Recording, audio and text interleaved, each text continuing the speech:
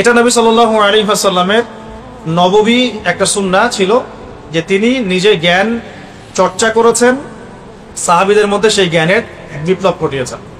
আমি বলেছিলাম গতকালকে যে আপনি একজন সাহাবী দেখাতে পারবেন না যিনি কোরআন হাদিস এই বিষয়গুলোতে দক্ষ না। আমরা ভাগ করি যে এখানে রাইসুল মুফাসসিরিন আছেন, মুহাদ্দিস, সাহাবী আছে, অনেকভাবে ভাগ করি, কিন্তু বেসিক ফান্ডামেন্টাল ইসলামিক নলেজ কম এমন কোন সাহাবী আপনি দেখাতে পারবেন। মাশাআল্লাহ সকলেই দ্বীনি ইলম অর্জনের দিকে সর্বোচ্চ গুরুত্ব দিয়েছেন। আমি আবু সুফিয়ান রাদিয়াল্লাহু আনহুর एग्जांपल দিয়েছিলাম। শেষ বয়সে বসে তিনি কান্নাকাটি করতেন আর বলতেন, হাযা কালামু রাব্বি, এটা আমার রবের কালাম। যাই হোক, এটা হলো নেতৃত্বের একটা অন্যতম গুণাবলী। আল্লাহ পাক যাকে নেতৃত্ব দিবেন বা ভবিষ্যতে মুসলিম উম্মার কর্ণধার বানাবেন, তাদের উচিত হবে জ্ঞানের প্রসার ঘটানো, জ্ঞানের একদম বিপ্লব ঘটানো। আর আমি আবার বলছি, এই জ্ঞান মানে শুধু একমুখী জ্ঞান নয়, বরং উভমুখী জ্ঞানটাকে সমন্বয় করা। আল্লাহ পাক তৌফিক দান করুন, আমিন। 3 নম্বরে বলেছিলাম গতকালকে, 3 নম্বর পয়েন্টে, যে নবী সাল্লাল্লাহু আলাইহি ওয়াসাল্লাম শুধুমাত্র এই জ্ঞানের দাওয়াত দিয়েই বা বিপ্লব ঘটিয়েই নিজের নেতৃত্বের হক পূরণ করেন নাই, বরং তিনি সবার আগে তার উপর আমল করে দেখিয়েছেন। তাই আমাদের প্রত্যেক স্তরের নেতৃবৃন্দের যেটা করা উচিত, আমাদের আপনাদের সবার, যে আমরা যেটা জানি, যেটা বলছি, যেটা প্রচার প্রসার করছি, এর উপর সবার আগে আমাদেরকে আমল করে দেখানো। আমি অনেকগুলো এক্সাম্পল দিয়েছিলাম। আল্লাহ নবী সাল্লাল্লাহু আলাইহি ওয়াসাল্লাম ব্যক্তি জীবন থেকে শুরু করে একদম তাসবিহ, তাহলিল, তিলাওয়াত, তাহাজ্জুদ, সালাত, দাওয়াত, অনাড়ম্বর জীবনযাপন, প্রফেটিক লাইফস্টাইল, তারপরে জিহাদ, প্রত্যেকটা জায়গায় তিনি সামন থেকে নেতৃত্ব দিয়েছেন। এমন নয় যে তিনি বলেছেন তোমরা করো আমি আছি, এমন না। মানে তিনি নিজে করে দেখিয়েছেন, নিজে অনাড়ম্বর জীবনযাপন করেছেন, নিজে অল্প খেয়েছেন, অল্প ঘুমিয়েছেন, রাতের বেলা লম্বা সময় তাহাজ্জুদ পড়েছেন, আবার ফজর পড়েছেন, আবার তিলাওয়াত, আবার দার্স, আবার দিনের প্রচার প্রসার, মাঝখানে রিজিকের জন্যও কিছু কাজ করেছেন। এমনকি খন্দকের যুদ্ধের কথা বলেছিলাম, তিনি নিজে পখিরা করেছেন। হুনাইনের যুদ্ধে তিনি সামন থেকে তরোয়াল উঁচিয়ে সবাইকে ডাক দিয়েছেন। উহুদের যুদ্ধে তিনি সামন থেকে নেতৃত্ব দিয়েছেন। বদরের যুদ্ধে তিনি সামন থেকে নেতৃত্ব দিয়েছেন। তো প্রত্যেকটা জায়গায় তিনি প্রথমে করে দেখিয়েছেন। তার মানে নেতৃত্বের গুণাবলী অর্জন করতে হলে সিরাত থেকে আমরা শুধু জানি প্রচার করবো এমনটা নয়, বরং নিজে আগে আমল করে দেখাবো, দৃষ্টান্ত স্থাপন করবো। আল্লাহ পাক তৌফিক দান করুন। এটাই আমাদের বর্তমান পুরো বিশ্বের যারা মুসলিম জাহানের নেতৃত্ব দিচ্ছেন তাদের মৌলিক সমস্যা। অনেক কিছু বলছেন কিন্তু করে দেখাচ্ছেন না। নিজেকে করে দেখাতে হবে। আল্লাহ পাক তৌফিক দান করুন। এই সমস্যাটা থেকেই গেছে, আমার মধ্যেও আছে। ভালো করে খেয়াল করে দেখেন, আপনাদের মধ্যেও আছে। আমরা অনেক জানি, অনেক বলি, অনেক কিছু প্রচার করি, বাট আমরা আমল করতে পারছি না। আল্লাহ পাক আমাদেরকে তৌফিক এনায়েত করুন আমল করার, আমিন। 4 নাম্বারটা বলেছিলাম যে নবী সাল্লাল্লাহু আলাইহি ওয়াসাল্লাম তার অনুসারীদের মধ্যে খুব নরম ছিলেন। তিনি তার অনুসারীদের প্রতি খুবই নরম, কোমল, সফট হার্টেড একজন মানুষ ছিলেন। কারো সমালোচনা সরাসরি করতেন না, কাউকে অপদস্থ করতেন না, কাউকে বেইজ্জত করতেন না, কাউকে কারো সামনে ক্রিটিসাইজও করতেন। তো তিনি এত রউফ এবং নরম ছিলেন যাতে মানুষ ভালোবেসে তার কাছে আসতো। কিন্তু এখন দেখা যায় প্রত্যেকটা অঙ্গনে আমরা যারা নেতৃত্ব দিচ্ছি, আমাদের থেকে মানুষ দূরে চলে যাচ্ছে। অন্যতম একটা কারণ হচ্ছে কঠোরতা। আর আরো কারণ আছে, তবে এটাও একটা কারণ। অন্য কারণগুলোর সাথে এটাও একটা কারণ যে আমরা অনেক সময় কঠোর হয়ে যাচ্ছি। তো ক্ষমা এবং সহিষ্ণুতা, সবর, এগুলো যদি ইতাআত করা যায়, ইনশাআল্লাহ তাআলা নেতৃত্বের গুণাবলী অর্জন হবে ইনশাআল্লাহ। আল্লাহ পাক আমাদেরকে তৌফিক দান করুন, আমিন। তবে বলে দেই, সব জায়গায় নবী সাল্লাল্লাহু আলাইহি ওয়াসাল্লাম সবকিছু করেন নাই। যে নবী সাল্লাল্লাহু আলাইহি ওয়াসাল্লাম উহুদের মাঠে রক্ত মুছতে মুছতে দোয়া করছেন তার কওমের জন্য, আল্লাহুম্মা গফির কওমি ফাইন্নাহুম লা ইয়ালামুন, আল্লাহ আমার কওমকে মাফ করে দাও, কারণ তারা জানে না। আল্লাহ নবীকে আঘাত করা হয়েছে, রক্ত ঝরছে, তিনি রক্ত মুছতে মুছতে এই কথা বলছেন। সেই নবী কিন্তু আবার মক্কায় সেজদায় পড়ে নাম ধরে ধরে বদদোয়া করেছেন, আল্লাহ আবু জাহেলকে দেখে নিও, উতবাকে দেখে নিও, শাইবাকে দেখে নিও, রবিয়াকে দেখে নিও। এইভাবে 11 জনের নাম ধরে তিনি দোয়া করেছেন, বদদোয়া। এটা দোয়া না, বদদোয়া। সেই 11 জনের লাশ আপনি বদরের কূপে পাবেন। তার মানে এখানে একটা আমাকে ভারসাম্য রাখতে হবে, কোথায় কঠোর হব, কোথায় কোমল হব, তাই না? যে নবী সাল্লাল্লাহু আলাইহি ওয়াসাল্লাম গতকালকে বলবো হাতেব ইবনে আবি বালতাকে মাফ করে দিলেন রাদিয়াল্লাহু আনহু, সেই নবী সাল্লাল্লাহু আলাইহি ওয়াসাল্লাম সাহাবীদের মধ্যে 2 জন সাহাবীকে ডেকে বললেন, তোমাদের মধ্যে কে আছো, কাব বিন আশরাফ আমাকে কষ্ট দিয়েছে, আমার কষ্ট লাঘব করতে পারো, কে আছে? সাহাবীরা চলে গেলেন দুইজন কাব বিন আশরাফের দুর্গে, ওই যে ইহুদিদের দুর্গ খায়বার, সেখানে তাকে হত্যা করে তারপর রক্ত মাখা ছুরি নিয়ে আসলেন। ইয়া রাসূলুল্লাহ, আমরা তাকে হত্যা করেছি। আল্লাহ নবী বললেন যে এবার আমার মন শান্তি হয়েছে। যে নবী সাল্লাল্লাহু আলাইহি ওয়াসাল্লাম ক্ষমা করলেন, সবর করলেন, দোয়া করলেন, সেই নবী সাল্লাল্লাহু আলাইহি ওয়াসাল্লাম কিন্তু আবার বদদোয়া করেছেন ক্ষেত্র বিশেষে, আবার কখনো কখনো তার শত্রুদেরকে এভাবে দমন করেছেন। তা আমাদেরকে বুঝতে হবে কোন জায়গায় কোন ডিপ্লোমেসি মানে ইম্পোজ করতে হবে। তো এভাবে নবী, কিন্তু আমভাবে নবী সাল্লাল্লাহু আলাইহি ওয়াসাল্লাম ছিলেন রাউফুর রহিম। রাউফ সূরা তাওবার শেষের দিকে আপনারা একটা পাবেন। তো এটা একটা পয়েন্ট ছিল। আর আমভাবে নবী সাল্লাল্লাহু আলাইহি ওয়াসাল্লামকে মানুষ আপন মনে করত, তার কাছে মানুষ নিজের সমস্যা শেয়ার করত, সবাই তাকে আপন করে পেতে চাইতো, তাকে দেখতে মানুষ ছুটে আসতো, তার দরবারে পড়ে থাকতে মানুষ কমফোর্ট ফিল করতো, তাকে আপন মনে হতো, তাকে নিজেদের সব সমস্যা শেয়ার করা যেত। তিনি এমন একজন মানুষ ছিলেন। যেমনটা আমি গতকালকে বলেছিলাম, সূরাতুল আলী ইমরান একটা আয়াত আছে, ফাবিমা রাহমাতিন মিনাল্লাহি লিনতা লাহুম ওয়া লাউ কুনতা ফাযযান গলিযাল কলবি ফানফাদ্দু মিন হাওলিকা।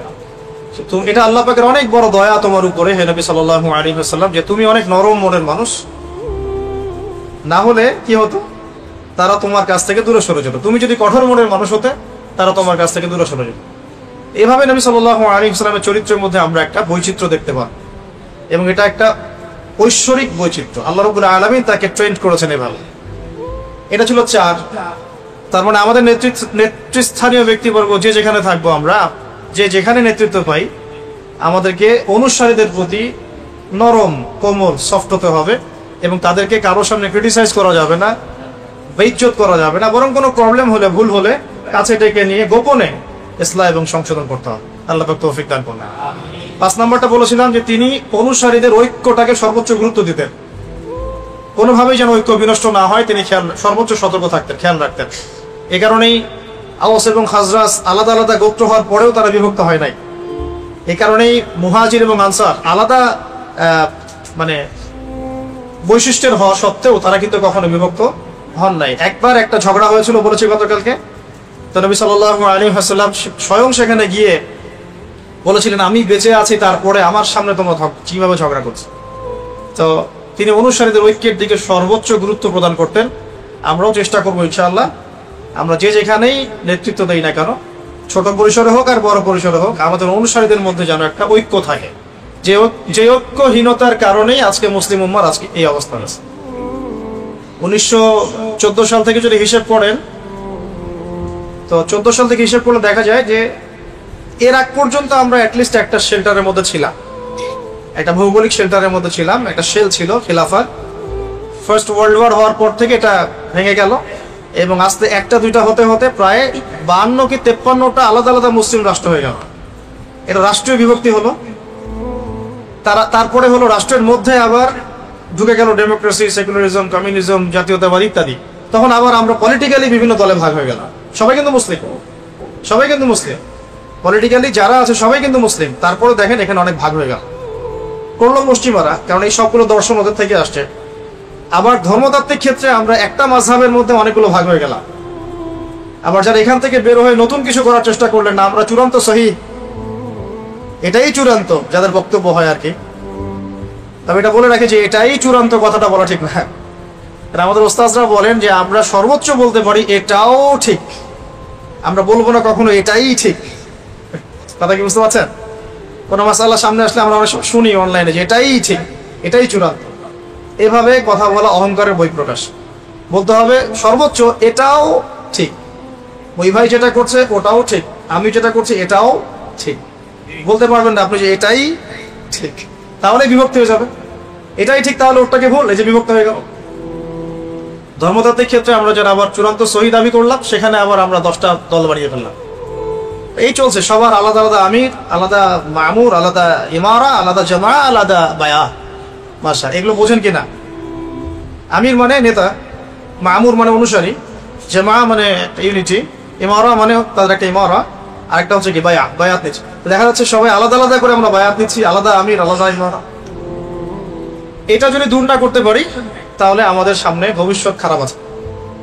ভবিষ্যৎ খারাপ, কত খারাপ হতে পারে এটা আমাদের কল্পনাতেও নাই।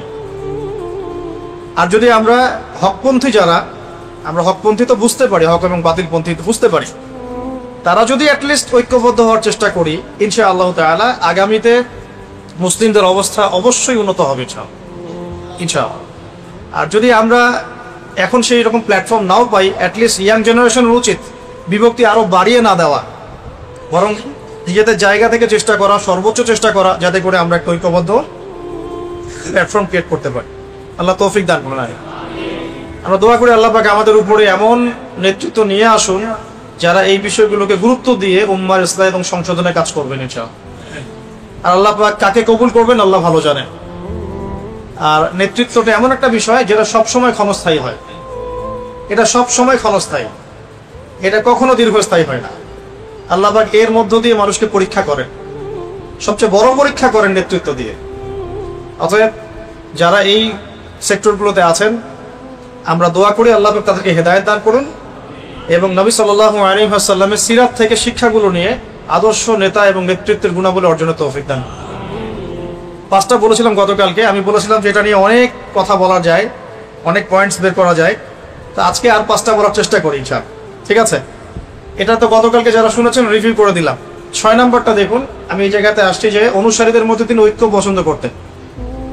অনুসারীদেরকে তিনি কন্টিনিউয়াসলি তালিম এবং তারবিয়াতের মধ্যে রাখতেন। 6 নম্বর, নবী সাল্লাল্লাহু আলাইহি ওয়াসাল্লাম তার ফলোয়ার্সদের মধ্যে, সাহাবীদের মধ্যে সবসময় নিরবিচ্ছিন্নভাবে ছেড়ে দিতেন না, নিরবিচ্ছিন্নভাবে তিনি সাহাবীদেরকে একটা তালিম তারবিয়াতের মধ্যে রাখতেন। কোথায় দলিল দেখুন, মক্কায় প্রচন্ড নির্যাতন চলছে, ঠিক আছে? মক্কায় কত বছর ছিলেন নবী সাল্লাল্লাহু আলাইহি ওয়াসাল্লাম বলেন?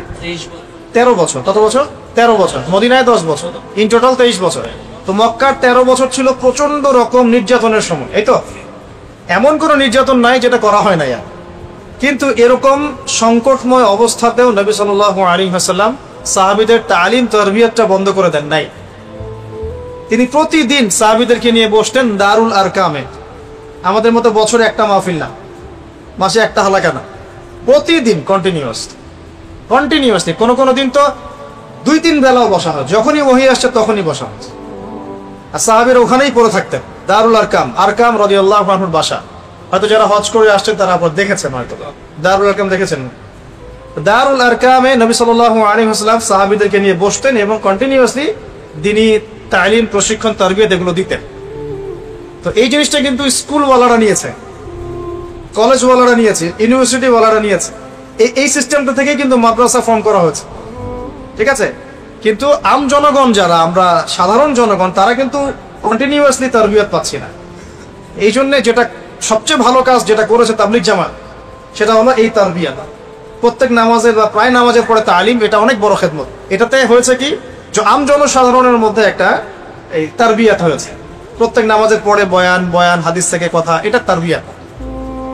অনেকে তো বোঝে না, বুঝেই সমালোচনা করে, কিন্তু প্রত্যেকটা ঘরানার মধ্যে এমন কিছু হিকমা প্রজ্ঞা আছে যেটা আমাদের বুঝের বাইরে। এগুলো যারা প্রণয়ন করেছেন এমনি করেন নাই, অনেক মোরাকাবা করে করে করে এগুলো প্রতিষ্ঠা করা হয়েছে। বুঝতে পারছেন? হয়তো অনেকে বুঝতে পারেন না, এটা নববী সুন্নাহ। নবী সাল্লাল্লাহু আলাইহি ওয়াসাল্লাম সাহাবীদেরকে কন্টিনিউয়াসলি তারবিয়ত দিতেন। একটা আয়াত নাজিল হতো, সাহাবীরা ওই আয়াতের উপর আমল না করে পরের আয়াত নিতেন না। মনে করেন একটা আয়াত নাজিল হয়েছে, ধরেন যে নামাজ সম্পর্কে বা ইত্যাদি, তো ওই আয়াতের উপরে সাহাবীরা আমল করে প্রতিষ্ঠিত না হওয়া পর্যন্ত নতুন দার্স নিতেন না, মানে নতুন দার্স পড়া নিতেন না।